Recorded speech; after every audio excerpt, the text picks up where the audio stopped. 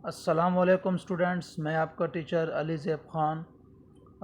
आज के लेक्चर में मैं आपके लिए एक थोड़ी सी डिफरेंट चीज़ लेकर आया हूँ। आज हमारा लेक्चर है सम इम्पोर्टेंट टर्मिनोलॉजीज़। ठीक है स्टूडेंट्स, यानी होम्योस्टेसिस का जो चैप्टर हम पढ़ रहे हैं उसके हवाले से कुछ ऐसी टर्मिनोलॉजीज़ हैं जो आपको समझना ज़रूरी है। ठीक है, वैसे तो हमारा नेक्स्ट टॉपिक था ऑस्मो रेगुलेशन इन एनिमल्स, मगर वो पढ़ाने से पहले मैं आपको कुछ टर्मिनोलॉजीज़ सिखाना चाह रहा हूँ। तो आइए ज़रा देखते हैं। सबसे पहले तो इस लेक्चर में आज क्या सीखेंगे आप सीखेंगे ऑस्मोसिस के हवाले से डिफ्यूजन क्या होती है, हाइपोटोनिक सॉल्यूशन किसे कहते हैं, हाइपोटोनिक सॉल्यूशन किसे कहते हैं, और आइसोटोनिक सॉल्यूशन क्या चीज़ है। ठीक है स्टूडेंट्स। अच्छा जी, नंबर 1 ऑस्मोसिस। सबसे पहली बात, ऑस्मोसिस क्या है। ऑस्मोसिस को समझेंगे। देखिए, ऑस्मोसिस का मतलब होता है a process by which molecules of a solvent tend to pass through a semi permeable membrane. यानी इसमें होता क्या है, इसमें जो मॉलिक्यूल्स होते हैं वो अपनी ज़्यादा कंसंट्रेशन से कम कंसंट्रेशन की तरफ मूव करते हैं, और किसके ज़रिए से, सेमी परमिएबल मेम्ब्रेन के ज़रिए से। देखिए ये डायग्राम में आपको नज़र आ रहा है। अब ये जो स्ट्रक्चर है हमारे पास, ये हमारे पास क्या है, ये सेल है। ये देखें, ये सेल है। ठीक है, और ये सेल के बाहर का कोई भी इन्वायरमेंट है। ये जो वाइट वाले आपको नज़र आ रहे हैं ये हमारे पास सॉल्ट्स हैं, ये वाटर के मॉलिक्यूल्स हैं। ठीक है, आप देखें बाहर की तरफ अगर आप देखें तो वाटर के मॉलिक्यूल्स और सॉल्ट्स वगैरह ज़्यादा हैं, जबकि सेल के अंदर कम हैं। तो यहाँ पर क्या होगा कि बाहर की से सेल की तरफ खुद ब खुद ये मॉलिक्यूल्स क्या करेंगे, सेल के अंदर मूव करेंगे। लेकिन आपको पता है कि सेल के बाहर एक सेल मेम्ब्रेन होती है, तो इस सेल मेम्ब्रेन को क्रॉस करते हुए ये चीज़ें जाएंगे। ठीक है, और आपको ये बात भी पता है कि हमारी जो सेल मेम्ब्रेन होती है ये सेमी परमिएबल होती है। सेमी परमिएबल से मुराद ये है कि इसमें कुछ सेलेक्टिव चीज़ें ही इस मेम्ब्रेन को क्रॉस कर सकती हैं। हर तरह का मॉलिक्यूल या हर साइज़ का मॉलिक्यूल इस मेम्ब्रेन को क्रॉस नहीं कर सकता, सिर्फ कुछ सेलेक्टिव मॉलिक्यूल्स ही इसको क्रॉस कर सकते हैं। तो सेमी परमेबल के मेम्ब्रेन के ज़रिए से क्या होता है कि ये जो मॉलिक्यूल्स हैं ये सेल के अंदर भी जाते हैं और सेल से बाहर भी आते हैं। इसको प्रोसेस को हम कहते हैं डिफ्यूजन, सॉरी ऑस्मोसिस। और ऑस्मोसिस का प्रोसेस ज़्यादातर जो होता है ये लिक्विड या सॉल्यूशन के लिए इस्तेमाल होता है। ठीक है स्टूडेंट्स, नेक्स्ट हमारे पास जो हेडिंग है वो है डिफ्यूजन। डिफ्यूजन का ये शायद आपने सुना भी होगा, इसके बारे में पढ़ा भी होगा। डिफ्यूजन क्या है ये भी देखें, मूवमेंट ऑफ मॉलिक्यूल या substances from area of higher concentration to the area of lower concentration. ठीक है स्टूडेंट्स, ये मैं आपको डायग्राम में समझाता हूँ। इसमें क्या होता है, जैसे कि मिसाल के तौर पर हमारे पास एक पानी का जार है। ठीक है, अब हमने क्या किया, उस पानी के जार में हमने कहा क्या किया कि अब देखें यहाँ से एक इंक का एक ड्रॉप उसमें फेंक दिया। ठीक है, आपने देखा होगा, ये चीज़ आपने ख़ुद भी ऑब्ज़र्व की होगी कि वो जो ड्रॉप आपने फेंका है, अब देखिए वो जो ड्रॉप है वो उस पानी के अंदर ख़ुद ब खुद पूरे पानी में फैलता जाएगा, और एट द एंड ऐसा बन जाएगा जैसे आपको ये जो ग्लास का जार या जो पानी का जार है ये आपको जो नज़र इस तरह की शेप बन जाती है। ठीक है, अब ये जो इंक का ड्रॉप जो आपने पानी में इसको फेंक दिया था ये खुद ब खुद फैल गया पानी के अंदर। ठीक है, इस प्रोसेस को हम क्या कहते हैं, डिफ्यूजन। ठीक है, इसी तरह डिफ्यूजन गैसेस वगैरह में भी होती है। डिफ्यूजन में क्या होता है कि मॉलिक्यूल्स जो हैं ये अपने ज़्यादा से कम कंसंट्रेशन की तरफ खुद ब खुद मूव करते हैं। ठीक है, अच्छा, ऑस्मोसिस और डिफ्यूजन में जो फ़र्क होता है वो बेसिकली मेम्ब्रेन का होता है। डिफ्यूजन के प्रोसेस के लिए मेम्ब्रेन की ज़रूरत नहीं होती। डिफ्यूजन का प्रोसेस कहीं भी हो सकता है।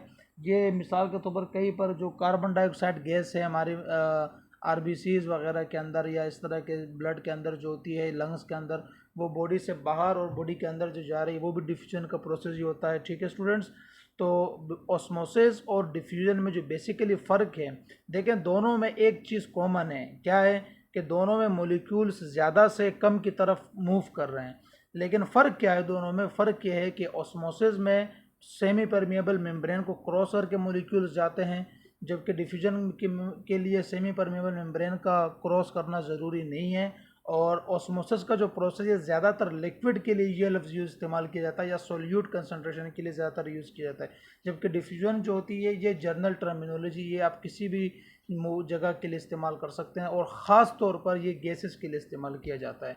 मिसाल के तौर पर यहाँ मैं आपको एक और एग्जांपल देता हूँ। अब ये देखें, यह क्या, ये क्यूब है। ये जो क्यूब है बेसिकली ये कोई भी कलर, किसी भी कलर का कोई क्यूब है जिसको यहाँ पर पानी के अंदर डाला गया है। ठीक है, तो शुरुआत में ये चला गया पानी के अंदर, नीचे चला गया, फिर धीरे धीरे ये पानी में डिज़ोल्व होना शुरू हुआ, और यहाँ आप देख सकते हैं कि ये थोड़ा सा हल होना शुरू हो रहा है और यहाँ पर ये पूरे के पूरे वाटर के अंदर ये फैल गया। तो ये क्या है, अब यहाँ पर कोई भी सेमी परमेबल मेम्ब्रेन इन्वॉल्व नहीं है, तो इस प्रोसेस को हम कहेंगे डिफ्यूजन। ठीक है स्टूडेंट्स, नेक्स्ट हमारे पास जो टर्मिनोलॉजी है वो है हाइपरटोनिक सॉल्यूशन।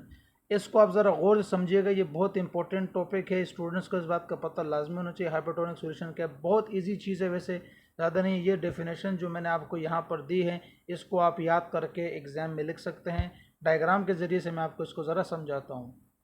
देखें, ये हमारे पास एक जार है जिसके अंदर हमारे पास सॉल्यूशन मौजूद है। अभी जो सॉल्यूशन है इसके अंदर एक, ये देखें, ये हमारे पास एक अदद आरबीसी भी है। ये क्या है, ये हमारे पास आरबीसी है, रेड ब्लड सेल्स है। ठीक है, अब इस रेड ब्लड सेल को हमने एक सॉल्यूशन के अंदर रखा हुआ है। अच्छा, ये जो सॉल्यूशन है आपको पता है इसके अंदर वाटर होगा और इसके अंदर सॉल्ट्स होंगे। क्या होंगे स्टूडेंट्स, वाटर एंड सॉल्ट्स। ठीक है, इसी से सोल्यूट बनेगा। अब इसमें मसला ये है कि ये जो जार के अंदर जो सॉल्यूशन है इसके अंदर जो सॉल्ट की कंसंट्रेशन होगी वो ज़्यादा होगी सेल के अंदर सॉल्ट की कंसंट्रेशन से। मिसाल के तौर पर ये बात आप जानते ही हैं कि सेल के अंदर भी पानी भी होता है और सॉल्ट्स वगैरह भी होते हैं। ठीक है, तो इसका मतलब है कि सेल के अंदर भी कोई एक सॉल्यूशन मौजूद है, तो और उसी सेल को हमने एक और सॉल्यूशन के अंदर रखा हुआ है। ठीक है, अब यहाँ पर कहानी ये है कि ये जो जिस सॉल्यूशन में हमने इस सेल को रखा है, ये जो सॉल्यूशन गिलास के अंदर मौजूद है, इसके अंदर जो सोल्ट्स की मिकदार है वो सेल के अंदर मौजूद सोल्ट्स की मिकदार से बहुत ज़्यादा है। तो इस सॉल्यूशन को हम क्या कहते हैं, हाइपरटोनिक सॉल्यूशन। तो होता ये है कि जब हम इस सॉल्यूशन में आरबीसी या किसी सेल को रखते हैं तो वो जो सेल के अंदर जो पानी था वो सेल से बाहर आना शुरू हो जाएगा, जो कि आप इस डायग्राम में देख सकते हैं कि सेल क्या हो जाएगा, श्रिंक हो जाएगा।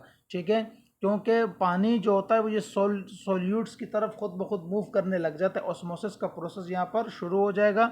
और जब तक कि वो सेल श्रिंक ना हो जाए, उसके अंदर पानी खाली नहीं हो, ये प्रोसेस चलता रहेगा। एक और डायग्राम मैं आपको दिखाता हूँ, ये देखें। अब यहाँ पर देखें स्टूडेंट्स, इसको मैं ज़रा आपको ज़रा जूम करके दिखा रहा हूँ। ये देखें, ये जो आरबीसी आपको इस वक्त दिखाया जा रहा है, ठीक है, ये बिल्कुल श्रिंक हो चुके हैं। ठीक है, सारा का सारा पानी से निकल गया। क्यों निकल गया, क्योंकि इस आरबीसी को हमने जिस सॉल्यूशन के अंदर रखा था वो सॉल्यूशन हाइपरटोनिक था। उस सॉल्यूशन के अंदर सोल्ट्स की मिकदार बहुत ज़्यादा थी। तो जब सोल्ट की मिकदार सॉल्यूशन के अंदर बहुत ज़्यादा होगी तो वो जो सेल था हमारे पास, उससे सारा का सारा पानी बाहर आ जाएगा। ठीक है, मज़ीद समझने के लिए इसको ज़रा एक और चीज़ को समझ लीजिए, हाइपरटोनिक सॉल्यूशन क्या होता है। ठीक है, अब हाइपोटोनिक सॉल्यूशन वो है जिसके अंदर, मिसाल के तौर पर अगेन एक और डायग्राम मैं आपको दिखाता हूँ। देखें, ये भी एक जार है। ठीक है, इस जार के अंदर ये आपके पास जो है आरबीसी है और ये इस जार के अंदर सॉल्यूशन भी। अब इसके अंदर जो सॉल्यूशन है इस जार में, ये सॉल्यूशन हमारे पास इसके अंदर सोल्ट्स की मिकदार कम है सेल की मिकदार के मुकाबले। देखें, ये जो आरबीसी आपको इस वक्त नज़र आ रहा है, यानी ये जो आरबीसी है, ठीक है, इसके अंदर इसके अंदर भी सॉल्यूशन है और इस जार के अंदर भी सॉल्यूशन है। इस वक्त फ़र्क ये है दोनों में कि आरबीसी के अंदर जो सॉल्यूशन है, यानी सॉल्ट और वाटर का जो मिक्सचर है, वो उसके अंदर सॉल्ट्स की मिकदार इस सॉल्यूशन के अंदर सॉल्ट्स की मिकदार के मुकाबले में ज़्यादा है। तो ये जो सॉल्यूशन है ये हाइपोटोनिक है। अब इसमें क्या होगा कि जब हमने आरबीसी को सॉल्यूशन के अंदर रखा तो आरबीसी कुछ इस तरह का हो जाएगा जो आपको इस दूसरी डायग्राम में नज़र आ रहा है, यानी आरबीसी फूल जाएगा, स्वेल हो जाएगा। क्यों, क्योंकि आरबीसी के अंदर सॉल्ट ज़्यादा है और बाहर जो इन्वायरमेंट है, जो जार के अंदर जो सॉल्यूशन है उसके अंदर सॉल्ट कम है, तो जार से जो वाटर है वो आरबीसी के अंदर अब चला जाएगा। ठीक है, अब रिवर्स प्रोसेस हो रहा है पहले वाले के मुकाबले। तो उससे में क्या होगा स्टूडेंट्स कि वो जो आरबीसी हैं वो स्वेल होना शुरू हो जाएंगे, वो फूलते जाएंगे। ठीक है, ये आपको डायग्राम में नज़र आ रहे हैं। ठीक है स्टूडेंट्स, ये देखें इस तरीके से। तो आरबीसी जब स्वेल हो जाएगा तो अगर ये प्रोसेस कंटिन्यूसली चलता रहेगा तो एक टाइम ऐसा आएगा कि वो आरबीसी रप्चर होगा, जैसे कि आपको इस डायग्राम में नज़र आ रहा है यहाँ पर। ठीक है स्टूडेंट्स, वो रप्चर हो जाएगा। मैं येलो कलर का बना रहा हूँ, यहाँ देखें। तो रप्चर होने के बाद क्या होगा कि आरबीसी तो फिर ज़ाहिर डेड हो जाएगा। तो जब हम हाइपरटोनिक सॉल्यूशन में किसी सेल को रखते हैं हाइपरटोनिक में, तो उसमें सेल श्रिंक हो जाता है। और जब हम किसी सेल में हाइपोटोनिक सॉल्यूशन में किसी सेल को रखते हैं तो उसमें सेल स्वेल हो जाता है। बेसिकली आपने समझने वाली बात यही है कि जब आपसे ये सवाल पूछा जा सकता है कि अगर हम हाइपरटोनिक सॉल्यूशन में सेल को रखते हैं तो क्या होगा, तो आपका जवाब होना चाहिए कि सेल जो है वो श्रिंक हो जाएगा, क्योंकि सेल का सारा पानी सॉल्यूशन के अंदर बह जाएगा, निकल जाएगा सेल से। और जब हाइपोटोनिक सॉल्यूशन में हम रखेंगे तो क्या होगा कि सेल जो होगा वो आपका वो स्वेल हो जाएगा, और इतना स्वेल हो जाएगा कि आखिर में वो बस्ट हो जाएगा, फट जाएगा, क्योंकि उसके अंदर पानी की मिकदार बहुत ज़्यादा हो जाएगी। और ये पानी इसके अंदर कहाँ से आ रहा है? ये पानी आ रहा है इसके अंदर वो जिस जार के अंदर यानी जिस सॉल्यूशन के अंदर हमने उसको रखा था। ठीक है स्टूडेंट्स, एक और हमारे पास टर्मिनोलॉजी आती है इसी तरीके से, हमारे वो है आइसोटोनिक सॉल्यूशन। ठीक है, अब आइसो का मतलब आपको पता है सेम होता है। ठीक है, तो इसमें क्या होगा कि जिस सॉल्यूशन में हमने सेल को रखा हुआ है उस सॉल्यूशन का और सेल के अंदर का जो सॉल्यूशन का एनवायरनमेंट है वो दोनों बिल्कुल सेम होंगे, यानी सेल के अंदर जो वाटर और सोल्यूट की मिकदार होगी, सेल से बाहर के सॉल्यूशन में भी वाटर और सोल्यूट की मिकदार बिल्कुल वैसे ही होगी। तो इसमें क्या होगा, जब हम सेल को रखेंगे तो सेल के अंदर कोई फ़र्क नहीं आएगा, सेल अपनी शेप में बरकरार रहेगा। ये आप एक इस तरह के डायग्राम में देख सकते हैं। ठीक है, अब इसको देखें तो अब आप यहाँ आप देखें, नज़र आ रहा है आपको कि एक तरफ से पानी का मोलिक्यूल जो है वाटर मोलिक्यूल वो अंदर जा रहे हैं तो दूसरी तरफ से बाहर भी निकल रहे हैं, तो यानी कि बैलेंस रहेगा, सेल की शेप में कोई चेंज नहीं आएगा। तो अब यहाँ पर समझने वाले आपको क्या समझ आया? आपने समझा कि जब आप हाइपरटोनिक सॉल्यूशन में रखते हैं तो हाइपरटोनिक सॉल्यूशन में रखने से क्या होगा कि आपके पास जो सेल होगा वो श्रिंक हो जाएगा हाइपरटोनिक में रखने से, और जब हाइपोटोनिक में रखेंगे तो सेल आपका स्वेल हो जाएगा, और जब आइसोटोनिक में रखेंगे तो ना स्वेल होगा ना श्रिंक होगा, बल्कि वो अपनी उसी हालत में बरकरार रहेगा। ठीक है स्टूडेंट्स, तो आई होप कि आपको ये लेक्चर समझ में आया होगा, और अगर आपको कोई सवाल है तो आप वो अपने कमेंट में पूछ सकते हैं। ठीक है, वरना आप इस वीडियो को दोबारा से देख सकते हैं।